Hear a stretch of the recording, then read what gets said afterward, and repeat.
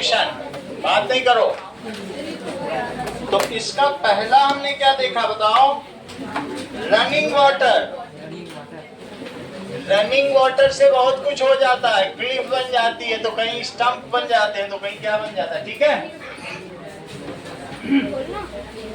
इसके अलावा running water में हमने देख लिया वाटरफॉल, क्या देख लिया? वाटरफॉल भी देख लिया, मीएंडर भी देख लिया। नेक्स्ट देखो, एंड तीसरी चीज हमने डेल्टा देखी।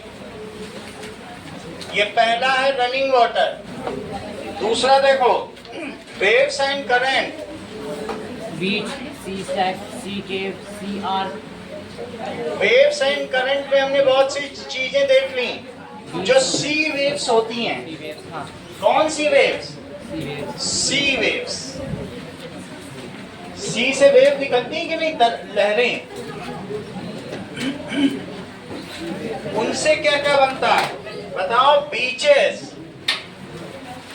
बीचेस, सी केव्स, सी आर्चेस, बेस। बेस भी बन जाते हैं क्या? बेस बन जाते हैं, सी क्लिफ्स बन जाते हैं, सी क्लिफ। और इसके अलावा क्या बन जाता है? सी बार्स। सी बार एक लंबा सा होगा तो बार हो जाएगा। ये सभी चीजें बन जाती हैं। And stacks. अगला देखिए, बीच भी बन जाएगा, बे भी बन जाएगा, हेडलैंड भी बन जाएगा। ये सारी चीजें बनती चली जाती है। नंबर 3 देखो, ग्लेशियर। ग्लेशियर भी बहुत काम की चीज है। इससे यू शेप्ड वैली बन जाएगी।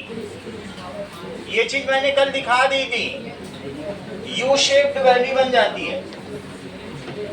इसके अलावा हैंगिंग वैली बन जा सकती है, हैंगिंग वैली। और क्या बन सकता है? दैट इज कर्क्स बन सकते हैं। कर्क समझते हो? Large depression on mountain, sheet की तरह होता है। और फ्योर्ड्स बन सकते हैं, उसके पास सी आ जाए तो फ्योर्ड्स बन सकते हैं। और अरीटे बन सकता है, दो शीट एक दूसरे की ओर पीट करके बैठी हो तो अरीटे। और हॉर्न बन सकता है, बहुत सारी सीटों तो क्या बन जाएगा? ऑड बन जाएगा। ये सारा चीजें हैं। अब जरा देखिए मोरेन्स क्या होते हैं बताइए। कि दैट इज ग्लेशियर जब बहुत सारे पत्थर। Glacier also forms moraines. अगर ग्लेशियर के बीच में रिफ्ट हो, ऊंची उठी हुई जगह हो, तो उसे क्या कहते हैं? मोरेन। अगर बीच में है तो मिडिल मोरेन, किनारे किनारे है तो लेटरल मोरेन, ग्लेशियर जहां एंड होगा तो टर्मिनल मोरेन। समझ में आ गई बात?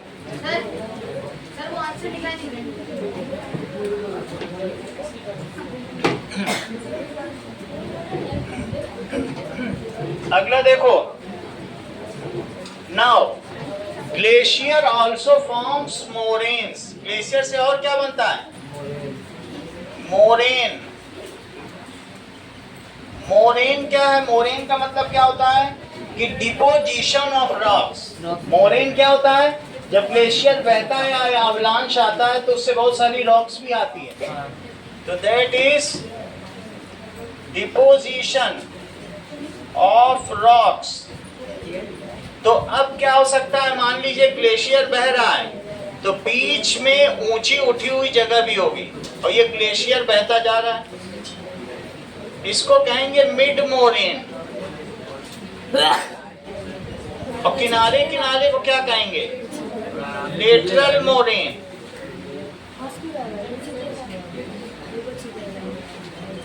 और जहां ग्लेशियर रुक जाए और वहां मिट्टी आ जाए, फिर बाद में वहां से नदी निकलने लग जाए, ये रिवर हो गई, इसको कहेंगे टर्मिनल मोरेन।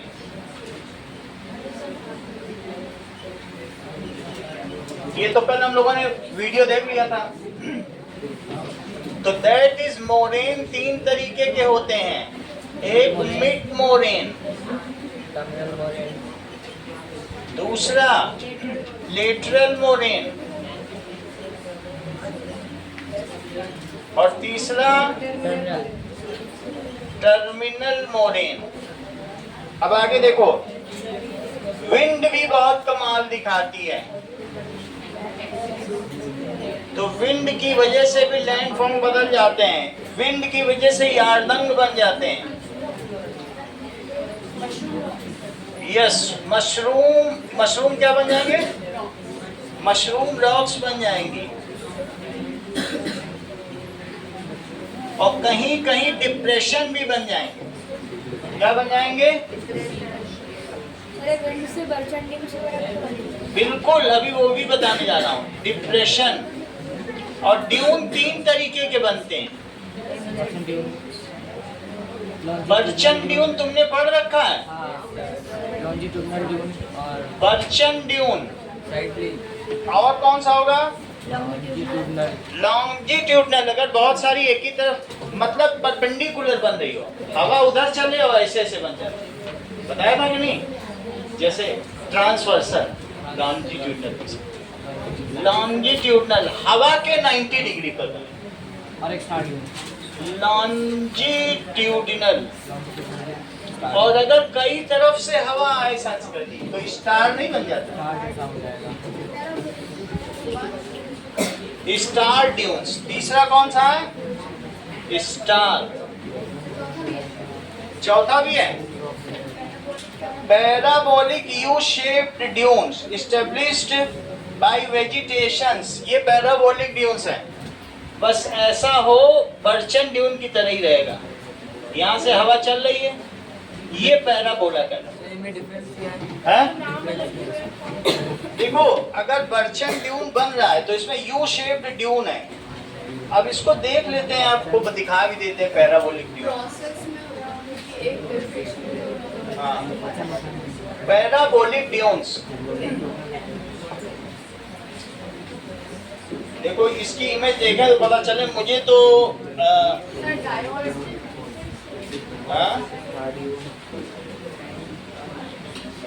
देखो, पैराबोलिक ड्यून का मतलब यही सब पैराबोला कहलाते हैं। जो मैं ये बना रहा हूँ, ये देख रहे हो कैसे पैराबोला है? यही है, बस पैराबोला बन जाए। हवा के चलने से जो बनेगा, तो अब ये हवा पहले में चल रही है तो भी उसमें पैराबोलिक तो बनेगा ही। हवा एक तरफ चलेगी तो कैसा बनेगा? बर्चन ड्यून में क्या पैराबोला नहीं बन रहा है? तो बर्चन ड्यून में भी पैराबोला बन रहा है। और हवा ऐसे चले और ड्यून ऐसे बन जाए, इसको कहते हैं लॉन्जिट्यूडनल। 90 डिग्री पे बन रहा है कि नहीं? अच्छा, इसे ट्रांसवर्सल भी कहते हैं, नीचे ट्रांसवर्स लिखा है, दोनों एक ही मतलब है। और इसी तरीके से ये देखो पैराबोलिक ड्यून। पैराबोलिक ड्यून है, मिट्टी खट्टी होती जाए लेकिन उसके आगे घास है, नीचे घास दिख रही हरी हरी, तो मतलब वो भगाना चाहता है मिट्टी को, लेकिन उसके आगे वेजिटेशन है। है बर्चन ड्यून। लेकिन बर्चन ड्यून अगर सब मिट्टी मिट्टी रेत रेत है तो बर्चन है, लेकिन अगर वेजिटेशन की वजह से रेत नहीं बढ़ पा रही है तो पैराबोलिक है। ये देखो, ये लास्ट वाले तुम देख रहे हो पैराबोलिक, पीछे ग्रीनरी। अगर कहीं ग्रीनरी आ गई, नहीं, बर्चन ड्यून में कुछ नहीं होता, अभी दिखाएंगे। ये सब बर्चन ड्यून है। ये बर्चन ड्यून और पैराबोलिक एक ही है, इसमें वेजिटेशन नहीं दिखाया गया, लेकिन मैं तुम्हें दिखा रहा हूँ। अब जरा देखो, बहुत ज्यादा इसके चक्कर में मत पड़ो, लेकिन पैराबोलिक ड्यून में बस ये है कि घास होती है पैराबोला यही, जैसे यही है समझो। और एक तरफ घास उगा है। बहुत डिटेल में क्या जाना, हम कोई ज्योग्राफी वो करनी नहीं है, बस तुम ये समझो यहाँ ग्रास उगा है, मतलब घास तक समझ में आ गई कि नहीं? It is parabola due to vegetation. और बर्चन ड्यून में भी पैराबोला, बट वो बिना वेजिटेशन। दोनों में फर्क नहीं है, कुछ हमें ज्यादा करना नहीं है, MCQ के लिए करना है, हमको भी इतना पता नहीं है।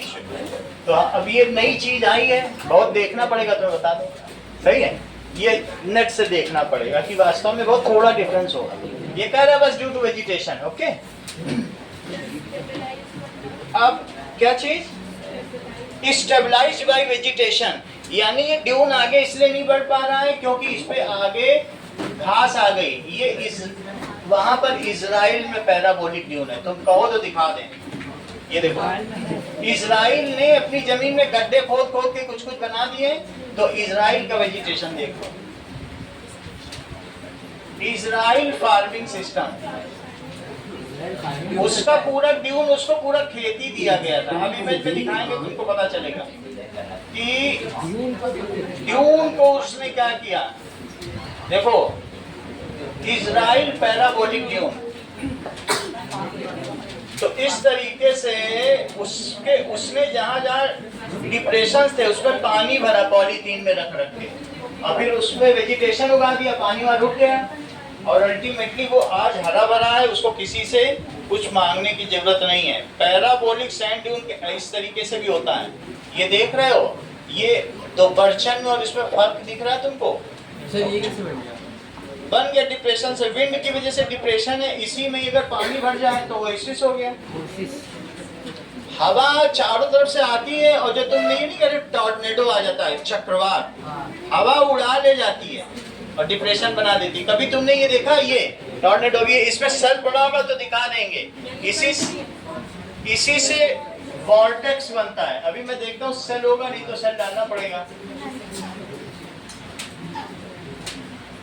मैं डाल के दिखा दूंगा। ये पूरा घूमने लगता है, भंवर नहीं ऐसे बनती है, तो वही चीज है। तो अगर भंवर ऐसे बन जाए वॉर्टेक्स, हवा में चक्रवात, वात का मतलब हवा, तो चक्रवात टॉर्नेडो आ जाए तो जमीन की सारी रेत उठा के ले जाएगी, खटिया उठा के ले जाएगी, तुम्हारी छत पे बादलों में पहुंचा देगी खटिया। समझ आएगी नहीं, जमीन से पूरा ले नहीं जाती है, तो वही डिप्रेशन बन जाएगा। तो विंड की वजह से भी बन सकता है, लेकिन पैराबोलिक तुम्हें समझ में आ गया ना।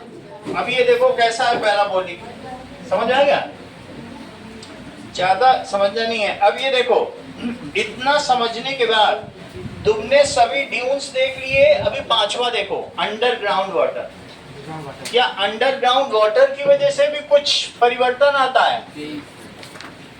अंडरग्राउंड वाटर, अगर वाटर होगा तो ये देखो, ये जो तुम्हारी 30 किलोमीटर की लैंड है, कहीं कहीं पतली भी होती चली जाएगी, ये चिप ऑफ हो जाएगी, और चिप ऑफ हो जाने के बाद धीरे धीरे कट जाएगी। नीचे पानी भरा है ना, तो चिप ऑफ ही नहीं होगी। और ये यहाँ की जमीन है, कहाँ की जमीन है? दैट इज यहाँ पर कैल्शियम कार्बोनेट होता है, मकराना की जमीन है। ये पूरी राजस्थान की जमीन में संगमरमर मिलता है, सैंडस्टोन मिलता है कि नहीं, कैल्शियम कार्बोनेट, इससे तो ताजमहल बना हुआ है मकराना के पत्थरों से। और मकराना कहाँ है? मंडोर के पास। मंडोर गार्डन कभी गए हो घूमने? वहीं से शाहजहां पत्थर ले जाके बनवाया था। तो दैट इज, इसमें से जब नीचे पानी धीरे धीरे रिसता है तो कैल्शियम कार्बोनेट रिसता है। क्या होता है? कैल्शियम कार्बोनेट रिसेगा, पानी टप टप टप टप गिरेगा तो एक ऐसा पिलर बन जाएगा, और जहां गिरेगा वहां डिपॉजिट होता जाएगा। सही है? कैल्शियम कार्बोनेट का मतलब है CaCO3, यानी जो चौक है जिससे तुम्हारी टीचर लिखती हैं, या ये सब कैल्शियम कार्बोनेट, ये सब मार्बल है, ये सब कैल्शियम कार्बोनेट है, व्हाइट कलर का होता है कैल्शियम कार्बोनेट। तो कैल्शियम कार्बोनेट इसी में रखा होगा, यही सब इसी में से कोई एक कैल्शियम कार्बोनेट है। ये देखो CaCO3 लिखा हो, ये लेड कार्बोनेट है, तो इसी में CaCO3 क्यों? ये चौक का पाउडर है बस, मतलब ये 3 रुपए की डिब्बी है। डिब्बी की कीमत है, चौक की क्या कीमत है? CaCO, calcium carbonate. तुम्हें समझ में आ गया ना? चौक पाउडर, ज्यादा सोचो मत। तो उसकी वजह से क्या बनता है, अभी वीडियो दिखाएंगे। अब कहीं कहीं ऊपर से ये निकल रहा है और नीचे से ये आ गया, ये दोनों मिल गए पिलर, तो इसे क्या कहेंगे? पिलर। और वरना इन दोनों के नाम क्या दिए बताइए? स्टेलेक्टाइट्स। ऊपर वाले को क्या कहेंगे बताओ? ये इसको कहेंगे स्टेलेक्टाइट्स, स्टेलेक्टाइट्स। और नीचे वाले को क्या कहेंगे? स्टेलेक्टाइट। अभी दोनों दिखा देता हूँ। Stalagmite, Stalagmite. और दोनों मिल जाए तो पिलर, और ये पानी भरा हुआ है, ये सारा क्या भरा हुआ है, भरा हुआ है। ठीक है। इसमें टूरिस्ट का बड़ा अट्रैक्शन होता है, ये लोग देखने जाते हैं। जरा देखो अंडरग्राउंड वाटर लैंड फॉर्मेशन, देखो तुम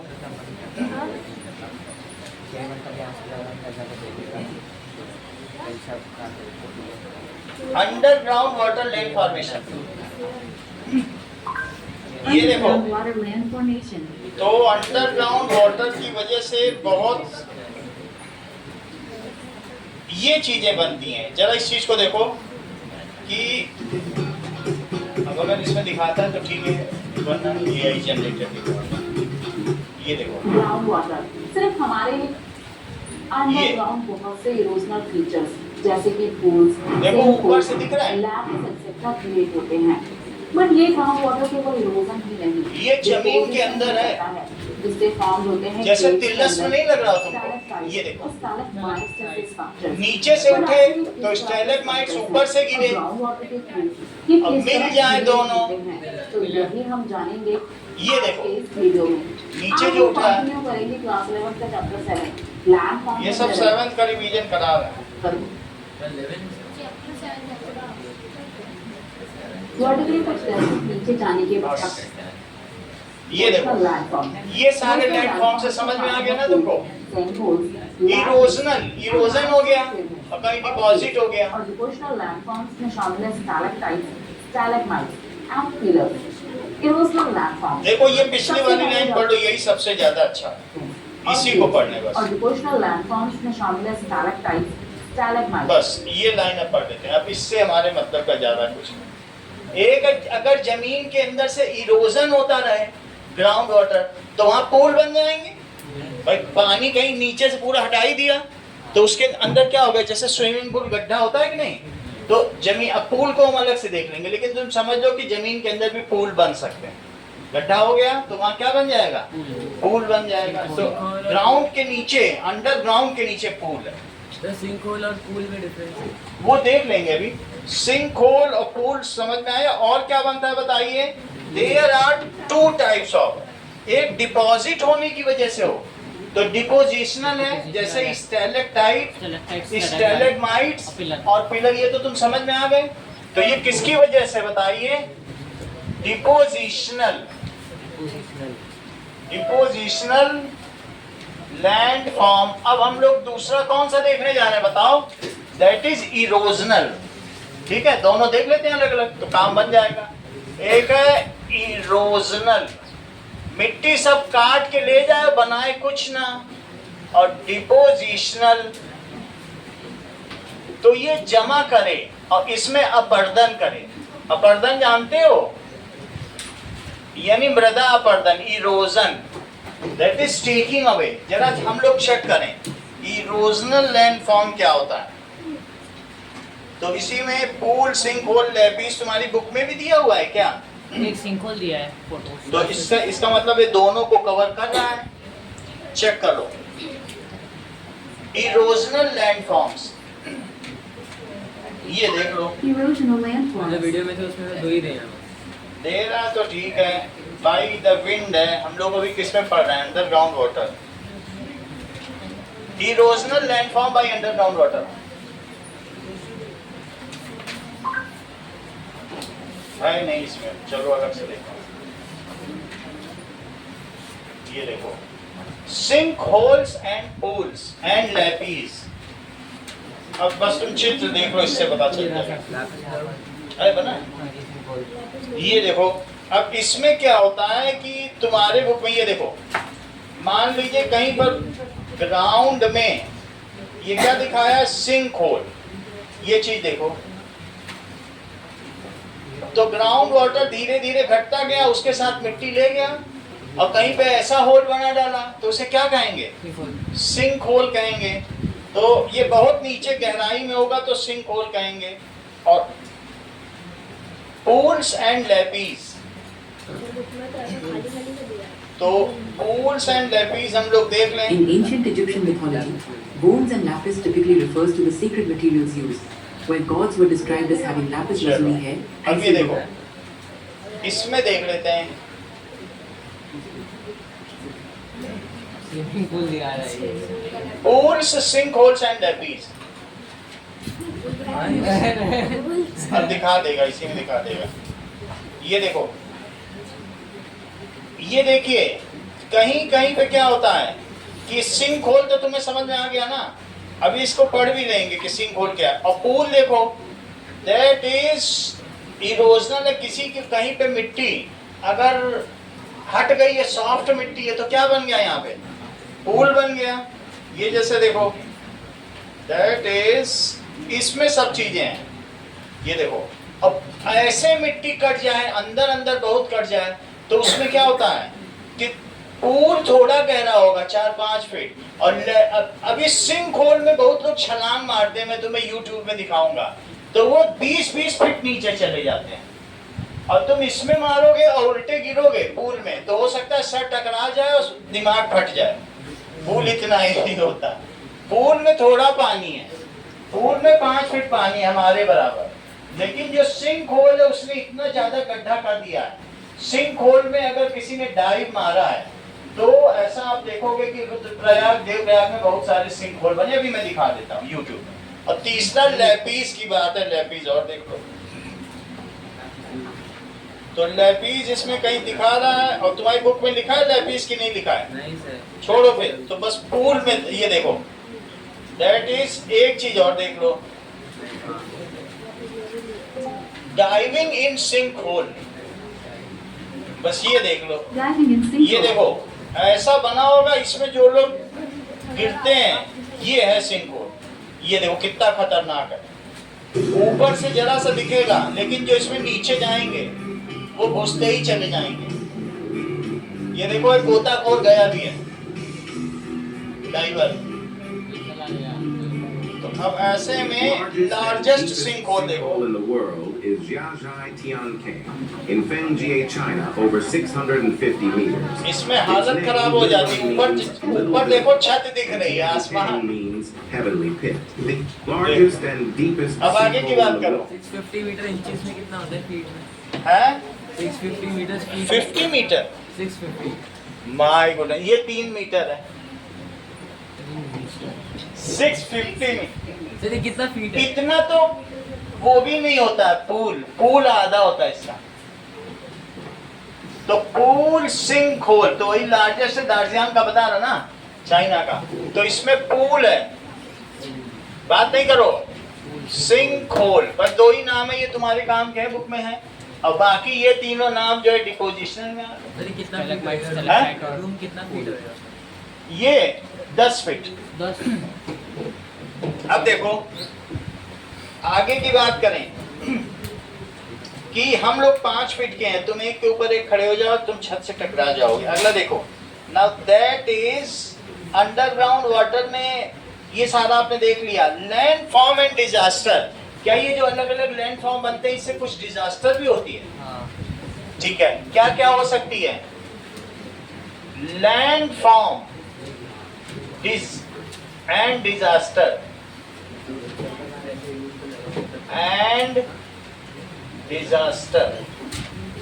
ध्यान दीजिए कि लैंडस्लाइड, लैंडस्लाइड एक है, स्लाइड, इसकी वजह से कहां हुआ था? It causes deforestation. डिफॉरेस्टेशन हो जाता है कि नहीं ऑन माउंटेन्स? कहां पर? माउंटेन पर। ऑन माउंटेन्स, क्योंकि हमारे हिमालय नया पहाड़ है, इसमें खूब लैंडस्लाइड होता है। और हम लोग वहाँ मिट्टी इतनी काटते हैं, सड़क बनाते हैं, तो क्या वहाँ की मिट्टी कमजोर नहीं होती होगी? कई बार तो हम ब्लास्ट करते हैं और मिट्टी कमजोर हो गया, और नई जमीन है, जब भी हम लोग उसमें और शहर बनाते चले जा रहे हैं। पहाड़ों पे शहर बनाने में तुम उनको मौत दे रहे हो जिनको बसा रहे हो, होगा कि नहीं? तो that is deforestation on mountains.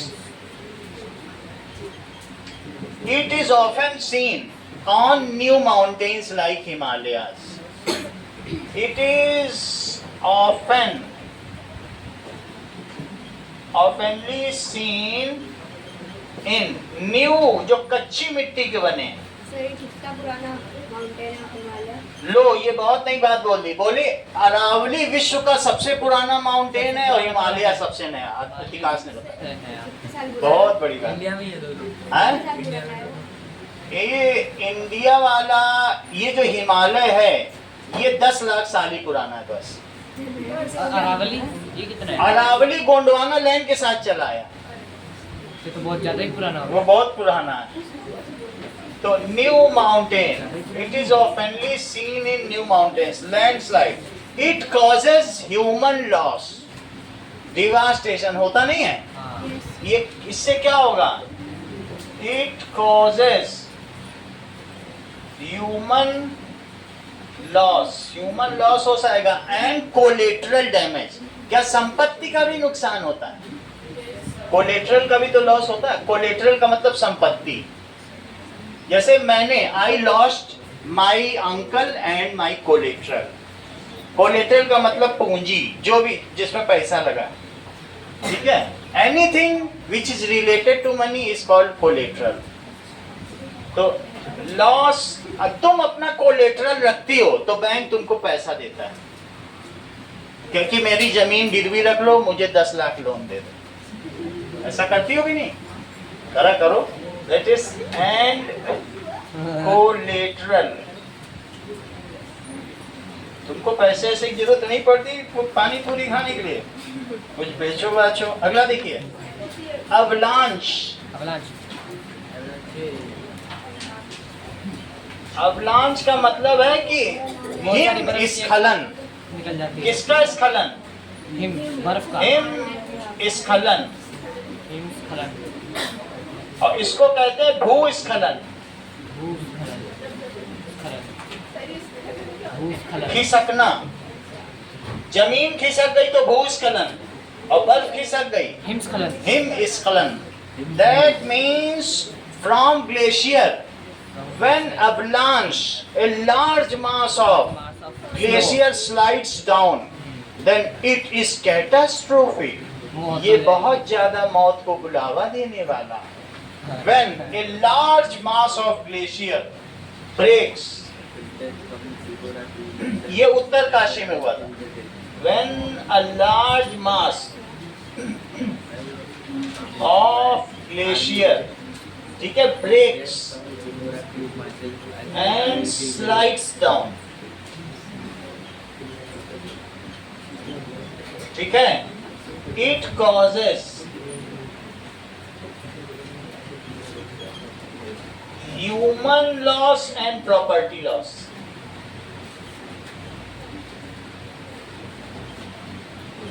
कई बार इसके अंदर में गांव दब जाते हैं। It was seen in Kedarnath Uttarkashi, in Kedar, जिसमें सुशांत सिंह राजपूत मर गया था। सर वो तो क्लाउड बर्स्ट था। अच्छा, तो केदारनाथ उत्तरकाशी। पर उसमें देखा है बाढ़ वाला सीन दिखाया है। लेकिन बुक में लिखा हुआ है कि केदारनाथ उत्तरकाशी में अवलांच हुआ है। पढ़ो, ऐसा लिखा है पीछे।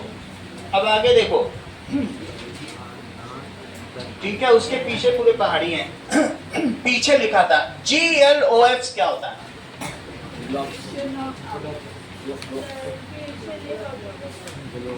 That is glacier lake outburst flood when sudden release of large volume। तुम जरा सोचो, पूरा ग्लेशियर पानी में गिर जाए और ग्लेशियर के चारों ओर तुमको मालूम है क्या चीज थी जो समुद्र का पानी आ गया था? उसे क्या कहा था तुमने? देख के बताओ।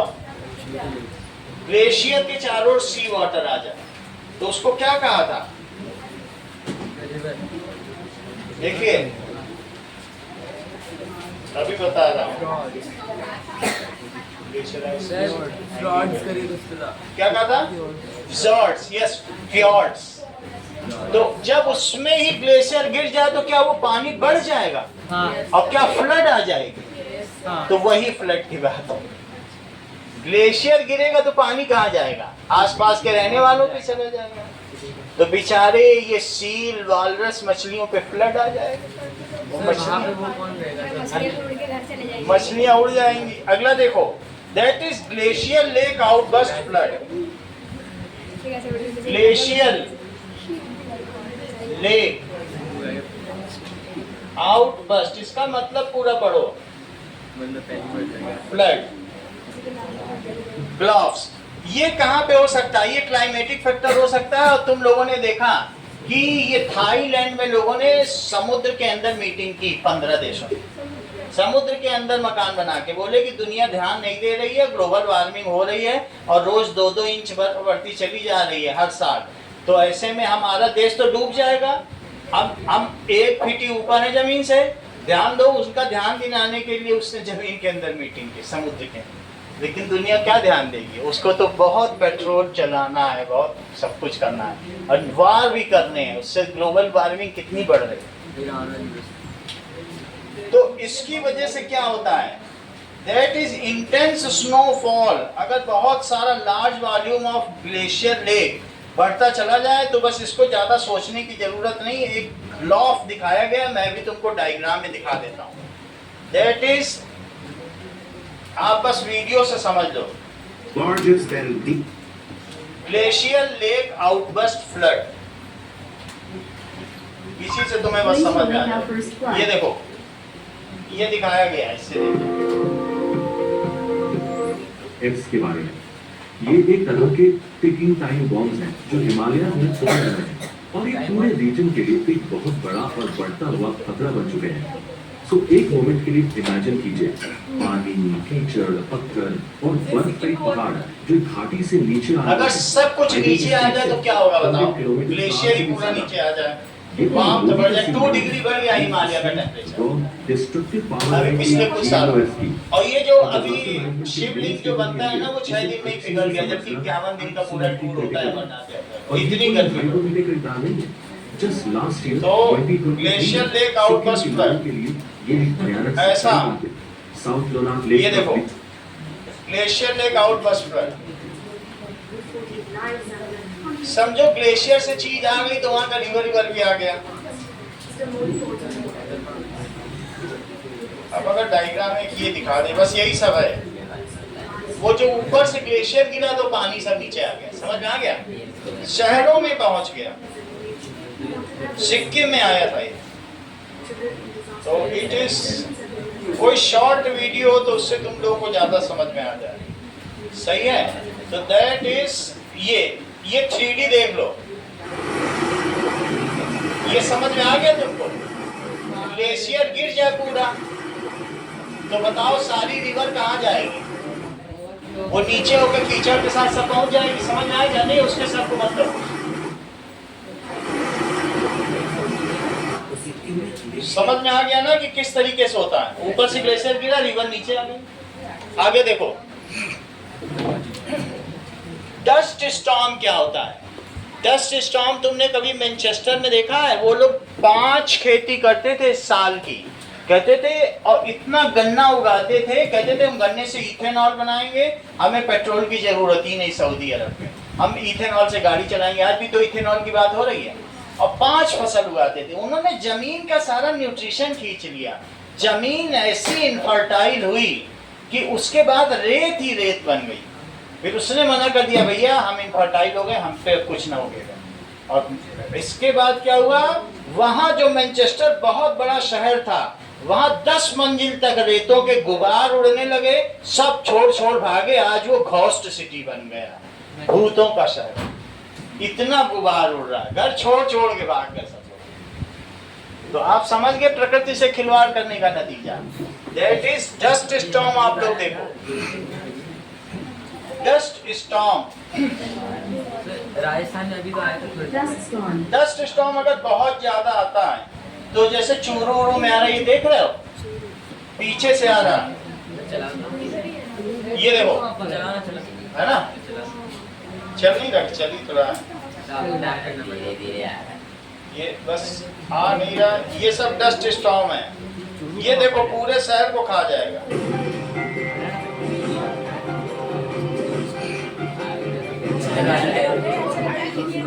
पीछे से आ रहा है, ये बहुत ऊंचे डस्ट है, और पूरे शहर में तुम्हारे घर में आ जाएगा, क्या करोगे? ये देखो घर पूरा रेत से भर जाएगा। समझ में आ गया ना डस्ट स्टॉर्म क्या होता है? तो ऐसे शहरों में आ जाता है। ये देखो अब ये डस्ट स्टॉर्म आ गया, बहुत ज़्यादा जल्दी आ गया। अब रात भी हो गई, पूरा इसमें खेल के मैदान में भी आ गया। चलो अब आगे देखिए, that is questions and activities.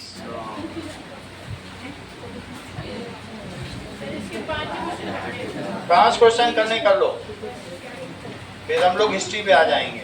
That is 35 pages के चैप्टर हैं। Shaping the earth surface chapter solution.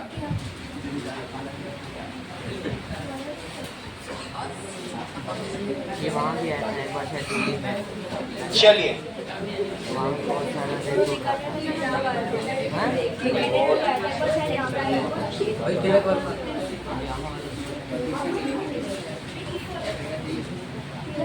शुरू में भी इसके क्वेश्चंस हैं क्या? पहले पेज में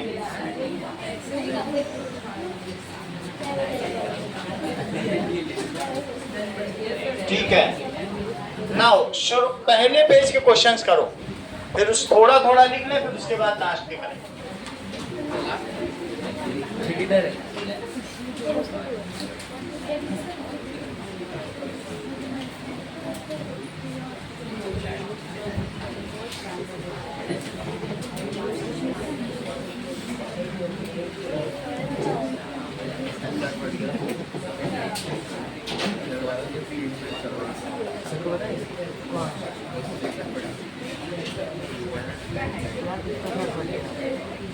okay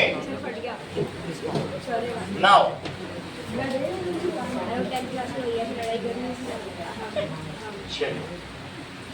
what shapes the earth surface? Earth की सरफेस को कौन शेप करता है?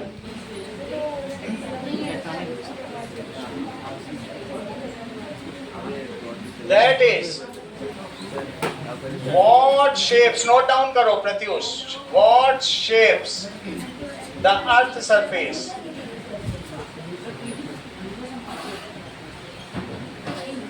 मेरी क्वेश्चन देखिए अर्थ कोई भी चीज है, earth is shaped by the rotation around its axis, that's why it is round. ये तो तुमको मालूम है, इसको कहेंगे internal forces. Anything is pulled inside towards its centre due to gravity. ये जानते हो? कोई भी चीज, कोई भी प्लेनेट गोल क्यों होता है?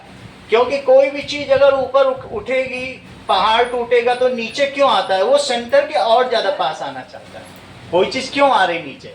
भाई अगर यहाँ पर पहाड़ है, ये देखो पहाड़ टूटा तो ये नीचे क्यों आना चाहता है, यहाँ क्यों गिरना चाहता है? क्योंकि सेंटर के पास आना चाहता है। तो धीरे धीरे जो भी चीज है वो टूट टूट के गोल होती चली जाएगी। बात समझ में आ गई कि नहीं? So anything that is earth is shaped due to its internal forces as well as external forces। अब दोनों की हम बात करें।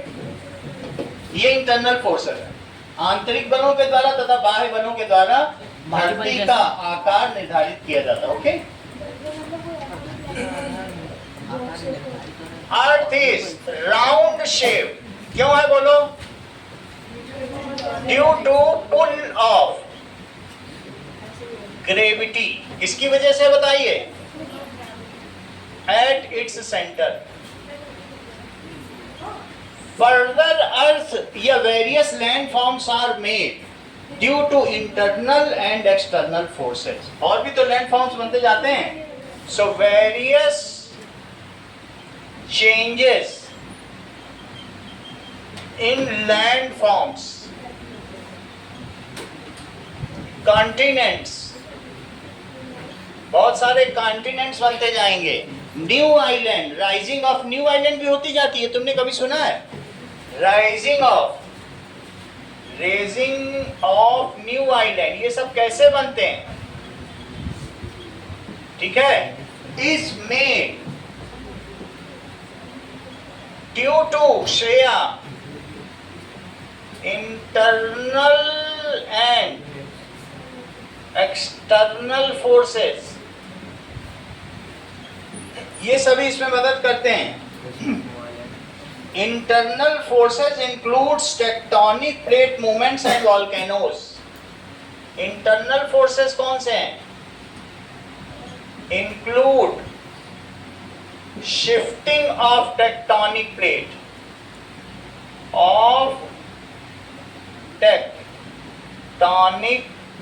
plates and bursting of volcano, while external forces include, that is running wind, landslide, ठीक है, oceanic wave,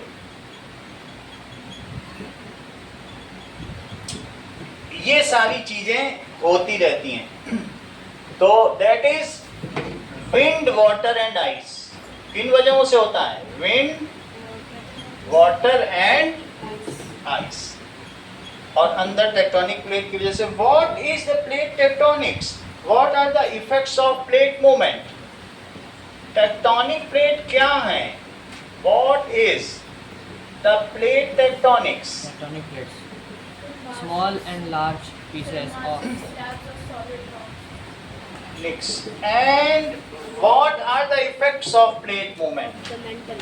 What are the, क्या इसका कोई प्रभाव भी है अतिकाश? Yes, sir. Of Sir, earthquake. Plate movement. और sir, inland pond. करेक्ट। अगर हमारे सामने से प्लेट खिसका ली जाए खाने की, तो हमारे मन में क्या गुजरेगी? That is plate tectonic is a scientific theory. किसके द्वारा दी गई है? वैसे अल्फ्रेड वेगनर के द्वारा दी गई है, लेकिन W.J. मॉर्गन, उन्होंने आगे कंटिन्यू ठीक है, किया था। प्लेट टेक्टोनिक, तो इसके बाद हम हिस्ट्री पढ़ेंगे। हाँ, इज ये साइंटिफिक थ्योरी। 34 पेजेस की चैप्टर है। अरे मैं आपको जिस्ट में बता दूंगा, आपके माइंड में पूरा मैप बन जाएगा। तुम सोचो नहीं, ऐसे दिखने में कठिन लगते हैं चैप्टर, लेकिन चूंकि हमारे आसपास हो रहे हैं तो सब हैं बहुत आसान। Plate tectonics is scientific theory given by, introduce किसने किया? इंट्रोड्यूस्ड बाय रेड वगैरह एंड फिर फर्दर उसको इम्प्रूव्ड बाय किसने किया? Extended by, that is Alfred Wegener, and फिर extended by W.J. Morgan and extended by W.J. Morgan.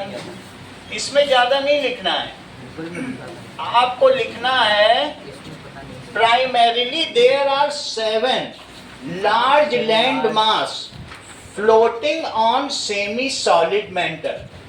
large land mass है कि नहीं? प्राइमरीली, जिससे 7 कॉन्टिनेंट्स बने हुए हैं। There are 7 large land mass। ये फ्लोटिंग ओवर, किस पे फ्लोट कर रहे हैं? Floating over semi solid upper mantle, semi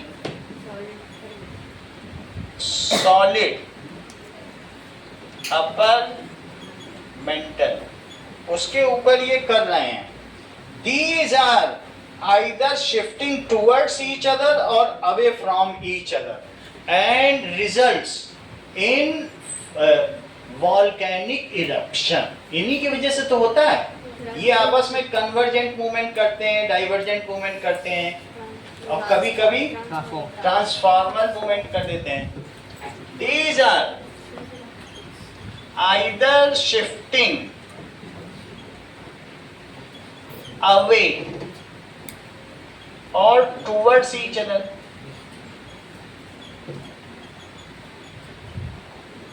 By convergent movement, divergent movement और डाइवर्जेंट मोमेंट और transform moment.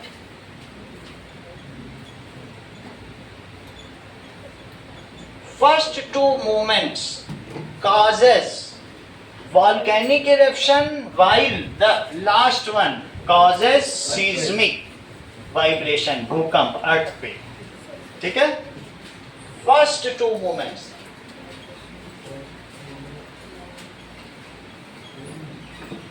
causes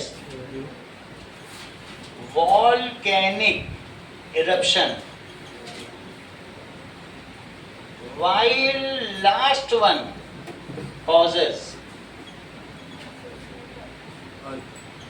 earthquake।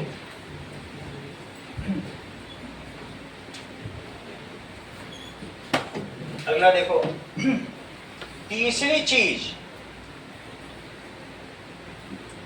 How are land form. इसमें क्वेश्चन पूछा गया था कि इससे होता क्या है, what are the effects due to this moment only Himalayans are formed. जो पूरा हिमालयन रेंज किसकी वजह से बनी है, इसी की वजह से, due to this moment only.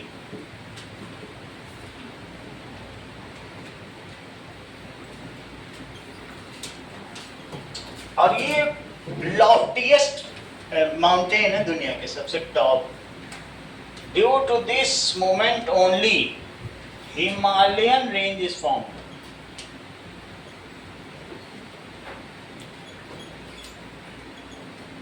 तीसरा सवाल पूछा गया है कि how are land form and how are this classified.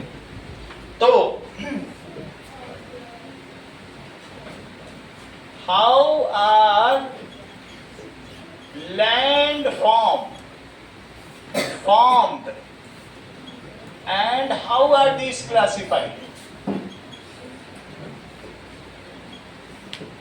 इनका वर्गीकरण तुम कैसे करोगे, इसका आंसर देखिए। आराध्या मिटा दे ऊपर वाला, चलिए लिखिए। That is, landforms are the features. Landforms are the features of Earth's surface.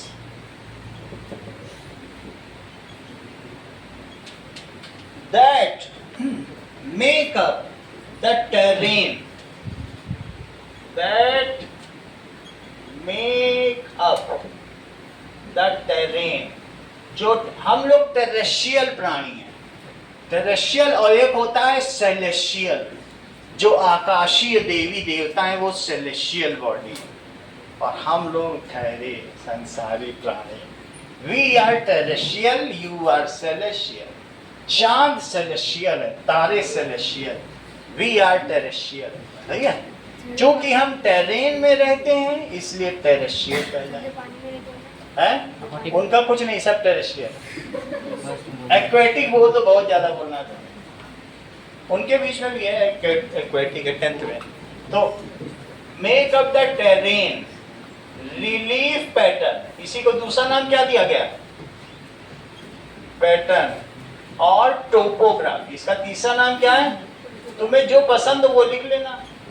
Landform को कुछ भी कह सकते हैं। अच्छा, एग्जाम्पल के तौर पर माउंटेन, डेजर्ट, प्लेट्यू, आइलैंड, इसी तरीके से ग्रासलैंड, मीडोज जानते हो ना, चारागाह, मीडोज या ग्रासलैंड। ऑस्ट्रेलिया में बहुत सारी, वहां खूब दूध का उत्पादन होता है। इसके अलावा और कौन कौन से हो सकते हैं, वैलीज, जैसे हिमालयन वैलीज, ये रिद्धिमा से पूछ लेना। एंड नेक्स्ट इज प्लेन्स, बता देगी वो। ये सभी चीजें होती है, समझ में आई कि नहीं। नाउ अब जरा देखो, हाउ आर दीज क्लासिफाइड? ये दो तरीके की होती हैं क्लासिफाइड। एक, that is some landforms are formed by endogenic forces and some landforms are formed by exogenic forces. So इसका क्लासिफिकेशन क्या है? लैंड फॉर्म एंडोजेनिक, और दूसरी कौन सी है? Exogenic.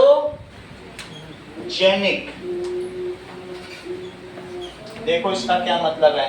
That is endogenic, sudden forces. Endogenic, that is it is formed due to sudden forces. ठीक है, sudden forces like earthquake,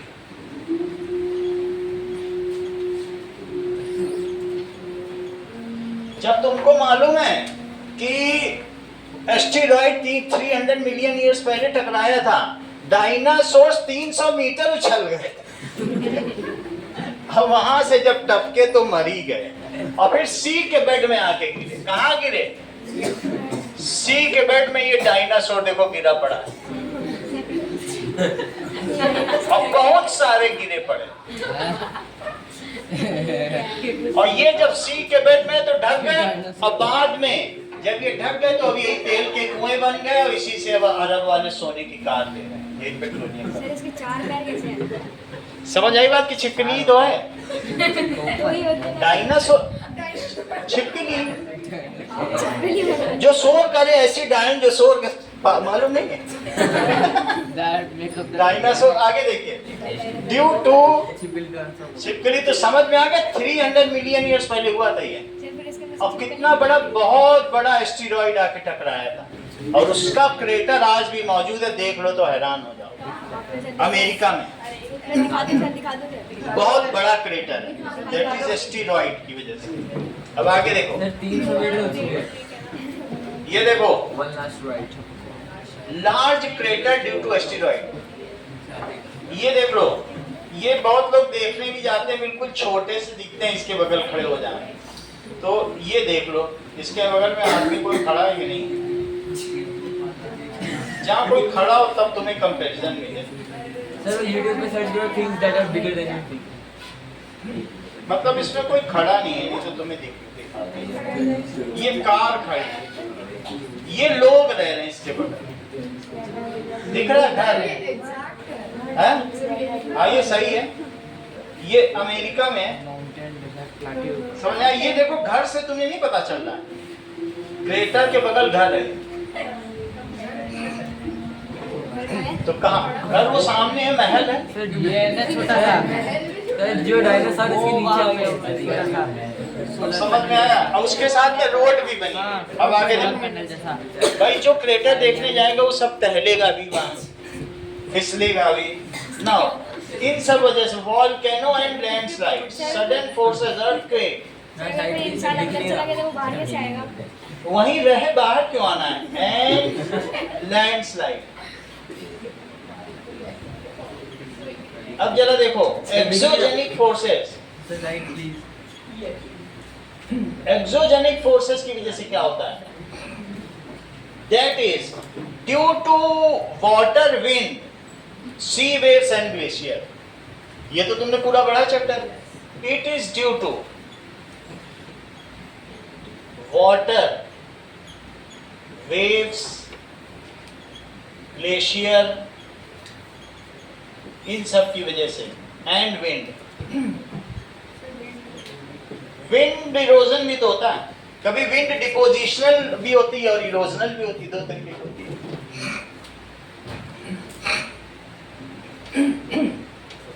how are humans and other living being connected to these landforms? क्या ये हमें प्रभावित कर पाते हैं? How are humans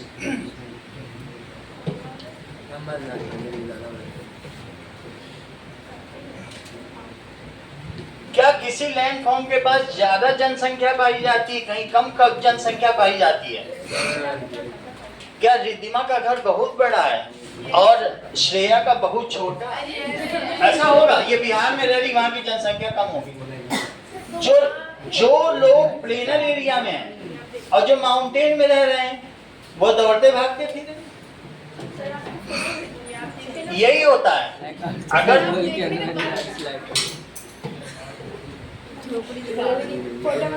मतलब जो प्लेनर एरिया में रहेंगे वो पैर मोड़ के सोएंगे। हाँ, अभी कल नहीं दिखाया था पॉपुलेशन में बांग्लादेश का। How are humans and other living being connected to their landform? Question देखो, हाउ आर ह्यूमन बीइंग्स, क्या है बीइंग्स, आर कनेक्टेड, नोट करते जाइए, connected to these landforms.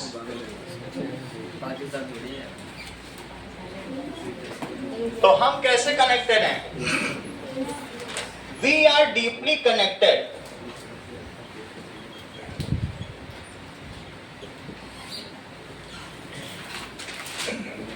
to landforms. For example, that is Northern Plains and Deltaic region has highest population density. ये बात जानती हो कि नहीं? And Deltaic region has highest population density. एक तो ऐसा आइलैंड है जिसमें पूरे विश्व की सबसे ज्यादा पॉपुलेशन डेंसिटी है। एक आदमी के लिए सिर्फ इतनी जगह है कि 3 आदमी और खड़े हो। उस जगह कार भी नहीं रख सकते क्योंकि पार्क ही नहीं कर सकते। वो आइलैंड दिखा दें तो मजा आ जाए। अभी दिखाएंगे। That is northern plains and has highest population density. Sir वहाँ पे गाड़ी वगैरह ट्रैफिक, गाड़ी रख ही नहीं सकते हो, लोग कहाँ रहेंगे? इंसानों का ट्रैफिक होता है। अगर वहां एक कार रखी जाए तो उस कार में ही 4 लोग रहने लग जाए, 4 लोग छत के ऊपर रहने लग जाए, लाइक उसी के अंदर चौका बन जाए। ठीक है। Now these physical shape control our Holmes, ये कनेक्टेड हैं। एंड माउंटेन्स एंड प्लेट्यू पे बारिश बहुत कम होती है। सबसे सूखा क्षेत्र लद्दाख है, तिब्बत है। Have lowest population density.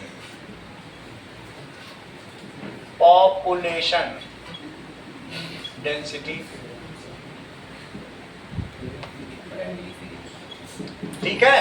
If anywhere is the deepest see that is called port. जैसे सूरत, मसूलीपट्टनम, इतना गहरा 30 मीटर कि गहरे गहरे जहाज भी मजा ले लेके वहां आ जाएं। वो बीच नहीं है कि फंस जाएं। वहां पे 30 मीटर गहरा है मसूलीपट्टनम। 30 मीटर का मतलब 10 मंजिला गहरा। वैसे तो 3 मीटर है। तो इस तरीके से, यानी कहने का मतलब है, if there is deep sea port, जहां डीप सी पोर्ट होगा, डीप सी जहां होगी उसी को पोर्ट कहेंगे। बगल में रॉक हो, सैंड ना हो, rock, deep sea port, there the trade activities are more. वहां पे क्या होगा? There are the trade activities बहुत होगी, आर मोर। ऐसे कौन कौन से हैं? एग्जाम्पल सूरत सबसे पहले का, Masulipatnam, Visakhapatnam,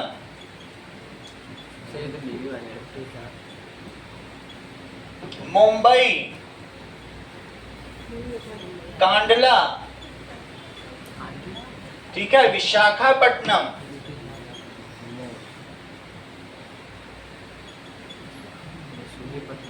and the people are rich there. वहां के लोग कैसे होंगे? रिच होंगे। अगला सवाल देखिए। So, यानी every creature that is adopt as per their survival, जैसे अफ्रीका में 60 डिग्री टेम्परेचर है, तो वहां पहाड़ के अंदर गुफा बना के इब्न बतूता लोग रहते हैं 60-60 डिग्री में, जैसे दीमक नहीं रहता है वैसे इब्न बतूता छोटे छोटे होते हैं। इब्न बतूता बगल में जूता, तुमने गाना सुना ही, तो वो वैसे वहां के लोग भी हैं। और 70 डिग्री में साइबेरिया में भी लोग कैसे रहते हैं देखा है, उनकी मूछें जम जाए। अगर उन्होंने ये मेटल का चश्मा पहन लिया है और निकाल लें तो यहाँ की चमड़ी उखड़ जाए, चिपक जाएगी वो, इतनी बुरी हालत है। मेटल का चश्मा पहन लिया, अगर चश्मा है तो पहले वो हीट में जाएंगे, पिघलाएंगे कि उसमें से बर्फ निकल जाए जिससे स्किन न नुचे। हाथ के बीच बर्फ आ गई और उन्होंने हाथ खोल लिया तो चमड़ी अलग, हालत बड़ी खराब है। समझ आ गई बात कि नहीं? 70 डिग्री में साइबेरिया का तुम देखो तो अभी हालत खराब हो जाए, -70, -70। वो कपड़ा फेंक के मार दे तो गला कट जाए तुम्हारा, क्योंकि कपड़े में भी वो पानी रहेगा, वो सूखेगा क्या? वो सूख तो सकता ही नहीं वहां अगर कपड़े में पानी लग जाए, उसको आग में सुखाना पड़ता है। तुमने देखा है ना वहाँ का नेटवर्क? नहीं देखा तो देख लो, 1 मिनट के लिए दिखा देते हैं। वहाँ के लोग क्यों फिर ऐसे बड़ी मुश्किल जिंदगी है। लाइफ ऑफ साइबेरिया हाँ मैंने देखा, देख लो, किसी का जीन्स जम गया, यानी आप ये समझो कितनी बुरी हालत है। उसके बाद ये बाल नहीं है, वो स्मोकिंग हो भी होगा। सर इसके ये बाद -57 है, सर इसके बाद ये आप जब भी -70 होता है, -56 लिख रहा है। सर इसके बाद क्या है? This is fish that has been frozen in the coldest place in Russia, precisely in the Sakura Republic region, in the city of Yakutsk. The residents there don't. Let me show you just how cold it really gets in Siberia. ये याकूत्स है। Take some ramen. रूस की राजधानी Moscow से 5000 kilometre दूर साइबेरियाई रेगिस्तान में बसे याकुटिया गांव को दुनिया का सबसे ठंडा गांव माना जाता है। यहाँ गर्म ये देखो, दोपहर में भी टेम्परेचर -40 डिग्री सेल्सियस होता है और -68 डिग्री सेल्सियस टेम्परेचर को सहनीय माना जाता है।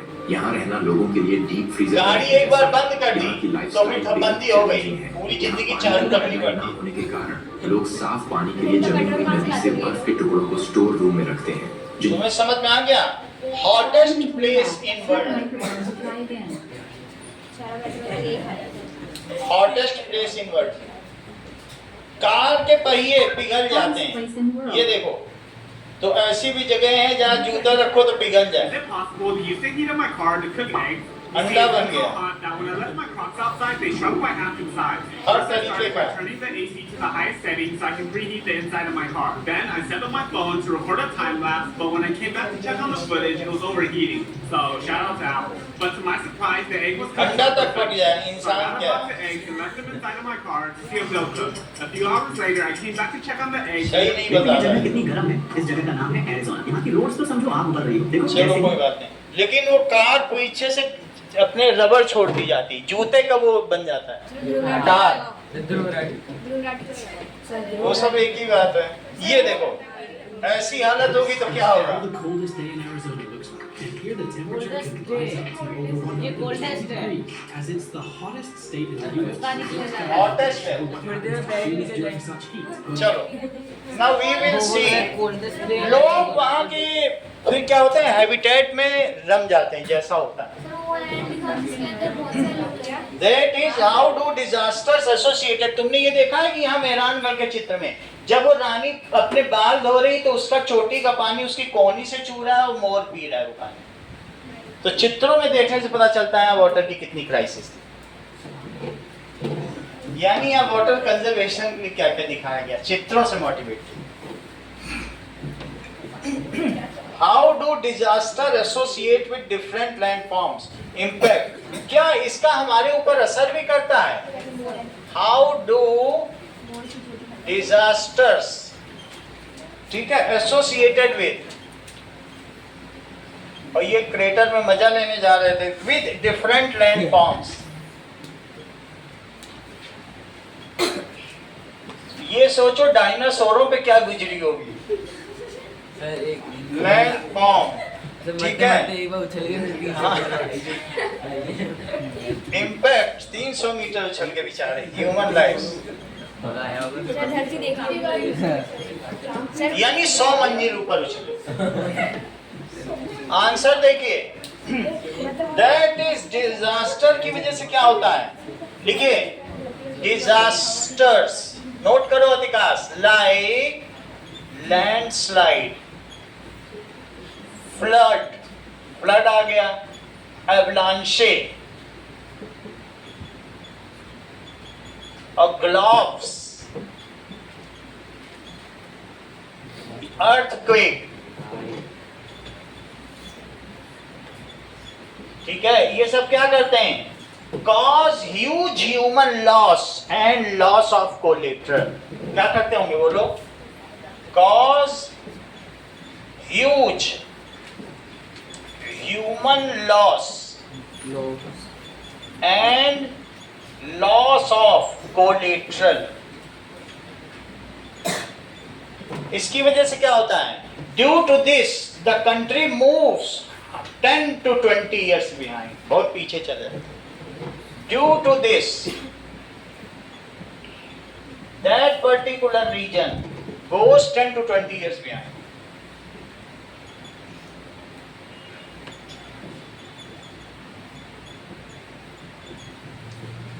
हम लोग पिछले साल मनाली गए थे, तो वहां मनाली में देखा था, वो आया था, बाढ़ आई थी, लैंडस्लाइड हुई थी, सब पूरा तबाह हो गया था। हम लोग जस्ट 4 दिन बाद पहुंचे, तो वहां के लोगों का दुख सुनने में पता चल रहा था कि क्या है। टूरिस्ट को वो रिसीव तो कर रहे थे, लेकिन दुखी बहुत। 10 to 20 years। अगला देखो, दैट मीन्स, इसकी वजह से क्या होता है? It also causes a large crop area to spoil. अगर 5 फ्लड गए तुम्हारे खेतों में चला गया तो क्या होगा? ठीक है, तुम्हारे मूंगफली के मान लो खेत हैं, so due to this, that is large, due to flood. किसकी वजह से बताओ? Flood, large crop area get destroyed. Bihar पूरे भारत में सबसे निचले स्थान पर है। बिहार सिर्फ समुद्र से 600 मीटर ऊंचा है, और यूपी 2000 मीटर ऊंचा। यूपी में गाड़ी नहीं आती है, और सारा पानी बह के बिहार में जाता है। वहां भागलपुर डूब गया पूरा, जिसको देखो चादगी, यही हर साल होता है, घर बनाते हैं डूब जाता है। समझे कि नहीं? जोधपुर 2400 मीटर ऊंचा है, तब भी जोधपुर में बाढ़ नहीं आई। सब लिखा है, जब तुम स्टेशन पे उतरते हो, समुद्र तल से ऊंचाई मेन बोर्ड पे लिखा रहता है, अबव सी लेवल कितना ऊंचा है, हर एक प्लेटफॉर्म पे सब जगह लिखा है। अब अगला देखें कि मेन क्वेश्चंस पे आ जाओ। Okay, let us come to globes से आगे चलो। What are the sources of energy that are required to cause movements associated with internal forces of Earth? अब देखिए, sources of energy।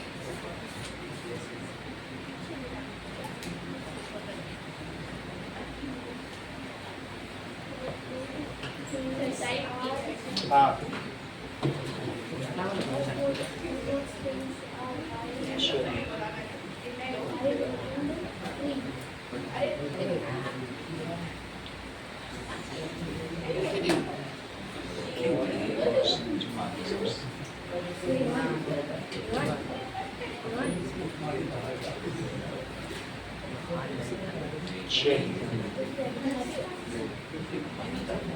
अभी इसके बारे में, इसके आंसर्स मुझे मिल नहीं रहे हैं, तो हम लोग अगले चैप्टर की ओर बढ़े। आंसर तो तुम लोग खुद भी पढ़ के कर सकते हो ना, करवा देंगे। अभी देख लेंगे, कल ढूंढ लेंगे, मिल जाएगा तो करा देंगे। हाँ ठीक है, चलिए नेक्स्ट पे चैप्टर पे आओ। हिस्ट्री निकालो। Early human and beginning of civilisation. Page number निकालो 61। हाँ बोलो सर, ये 66 तक ही आएगा क्या? पेपर में 67 तक ही आएगा। ठीक है, जो भी हो। अब हम देखेंगे इसके अगला वाला चैप्टर 42 पेजेस का पेजेस से क्या होता है, उससे ही तो होता है। वो मैं ऐसे सिंपली बता दूंगा जिससे आपको समझ आए, चित्र दिखा के समझा दूंगा। तुमको बस समझना है, एक बार सिरा पकड़ में आ गया हो जाए। सर एग्जाम के लिए पढ़ने में 2 दिन तक चैप्टर ही खत्म हो गया। अभी तुम इसमें बहुत सारे क्वेश्चन एक बार भी पढ़ लोगे, खुद कर लो। अगला देखो, चलिए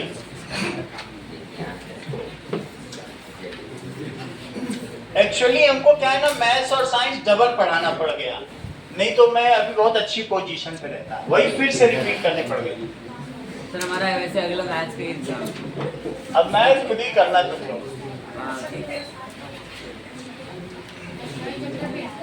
चलिए, let us see early humans and beginning of civilisation.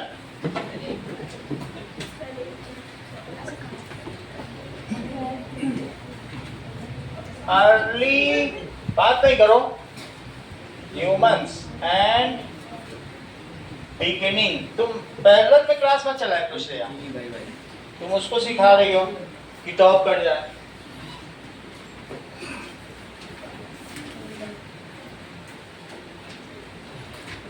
चलिए,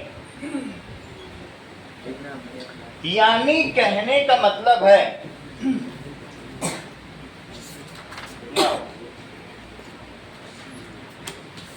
क्लासिफिकेशन ऑफ स्टोन एज। अब देखो, ध्यान दीजिए,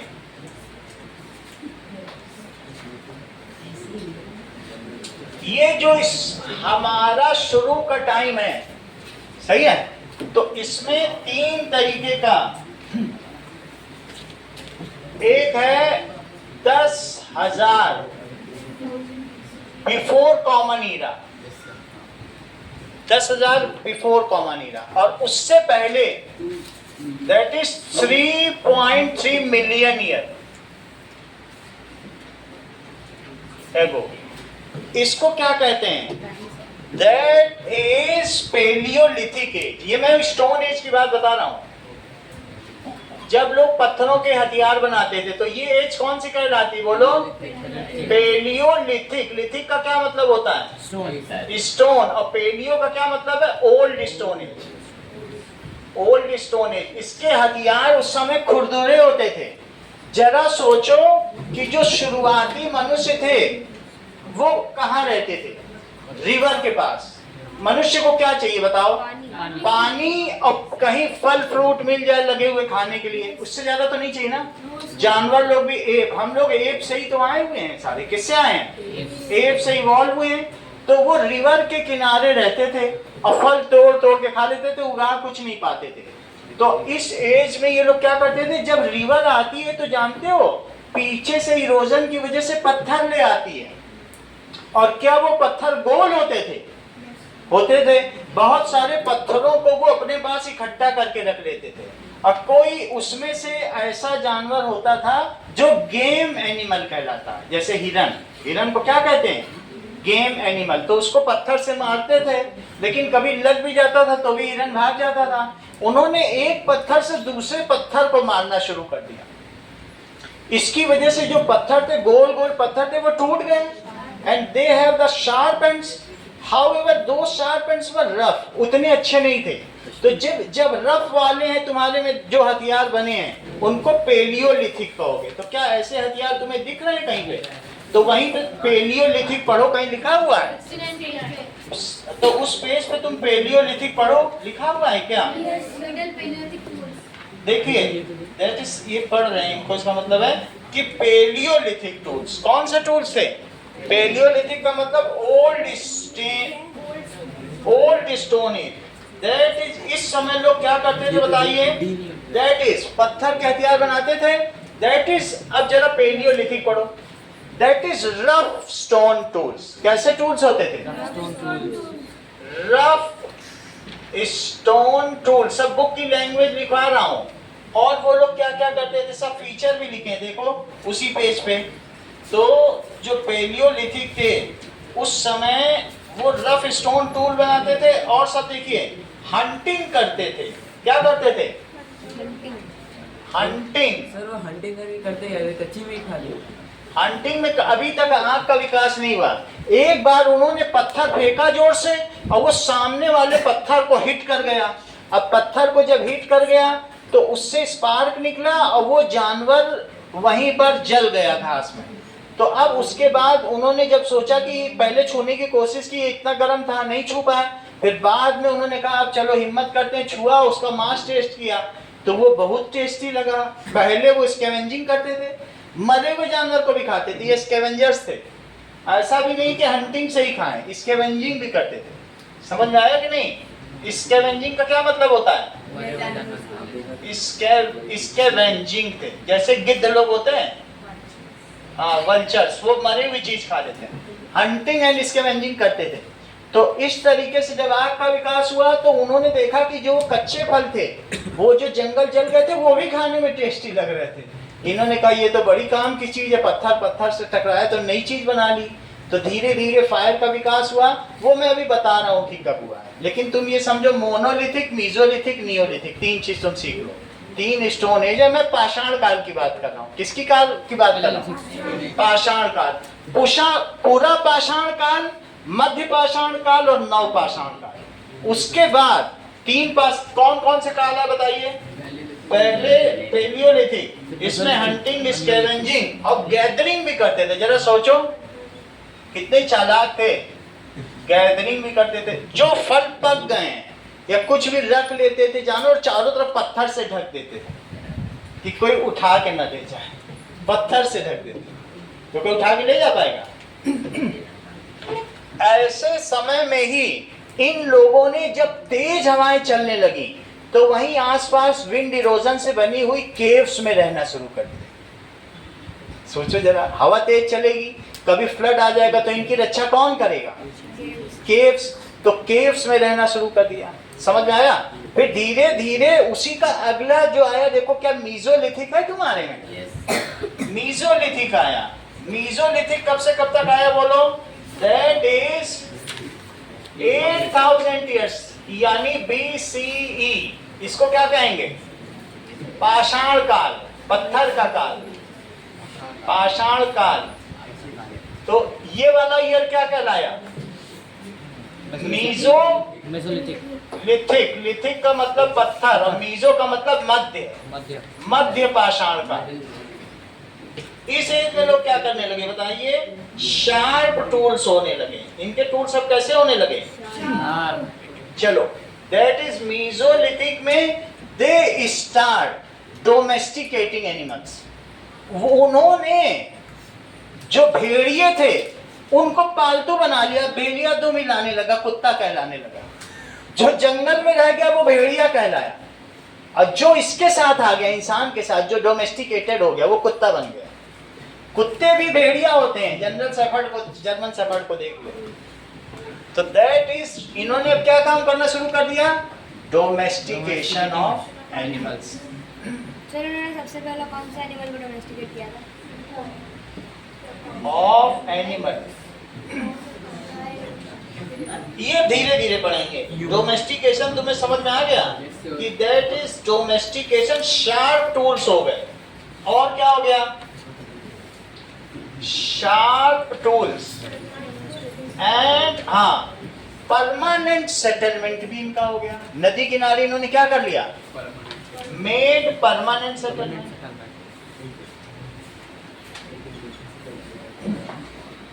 सेटलमेंट। अच्छा, इसके बाद क्या हुआ? इतना काम तो इन्होंने हुआ तो टूल्स इनके रेजर ब्लेड की तरह हो गए। They also used arrows. इन्होंने एरोज भी शुरू कर दिए, क्रॉस बो और एरोज। क्या शुरू कर दिया? तीर कमान।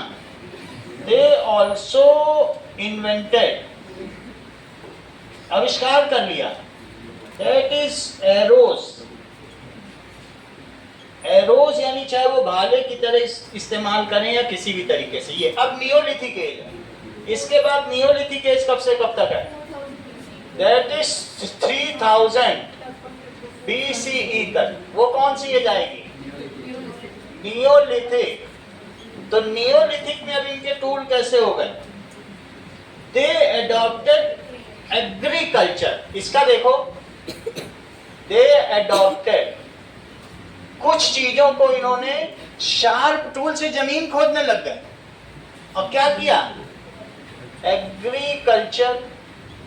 एग्रीकल्चर सीख लिया। और क्या क्या काम किया? That is cultivation of crops कर लिया, परमानेंट पॉटरी वीविंग, और क्या क्या सीख लिया? Pottery weaving. अभी बर्तन भी बनाने लग गए कि जब एग्रीकल्चर करोगे तो कहीं रखोगे भी कि सड़ने दोगे अनाज को? सड़ जाएगा, पानी में रखोगे कीड़े खा जाएंगे। बिना बर्तन भी क्या करोगे उस अनाज को? पॉटरी। और साथ में और क्या किया? वीविंग। अब ये लोग कपड़े भी पहनने लग गए, ये सारा काम करने लग गए। ठीक है, इसके बाद क्या हुआ बताओ? कैल्कोलिथिक, दैट इज चैल्कोस का क्या मतलब होता है? कॉपर। अब कॉपर से अब ताम्र युग, सिंधु घाटी सभ्यता में जो सिंधु माँ मिली है ना, जो देवी, वो उस समय ब्रॉन्ज की मूर्ति मिली है, सिंधु माँ की देवी। अभी आगे इसमें आएगा तो वो तुम्हारे पहले पेज पे भी बना हुआ है। तो दैट इज चैल्कोलिथिक का मतलब क्या हुआ? ताम्र युग, कॉपर एज। कौन सी एज आई बोलो? अब ये लोग कॉपर के बर्तन बनाने लग गए। कॉपर से बहुत सारी चीजें बनाई जा सकती है, और ब्रॉन्ज भी बनाने लग गए। और क्या बनाने लग गए? ब्रॉन्ज। लेकिन इसके बाद सबसे ज्यादा एकदम से परिवर्तन आया आयरन एज, मगध में, जहां श्रेया रहती है, वहां लोहा मिलने लग गया। अब सुनो, लोहे के हथियार कैसे होंगे? लोहे के हल से अगर तुम जमीन खोदोगे कितनी गहरी खोदेगी? तो अब मगध में लोहा मिलने लग गया। समझ में आ गई कि नहीं? और वहीं मगध के बगल में कौन सा था? बिहार। मगध यानी बिहार। बिहार के बगल में था उड़ीसा, कलिंग। वहां हाथी मिलने लग गए। क्या मिलने लग गए? लोहा मिलने लग गया, हाथी मिलने लग गया। और इसके अलावा वो नदन प्लेस से क्या उपज भरमार थी क्या? तो खूब वहां उत्पादन बहुत, लोहे के हथियार और हाथियों से लड़ाई। उन्होंने मौर्य साम्राज्य की स्थापना कर डाली। 3 चीज चाहिए, तीनों उनके पास।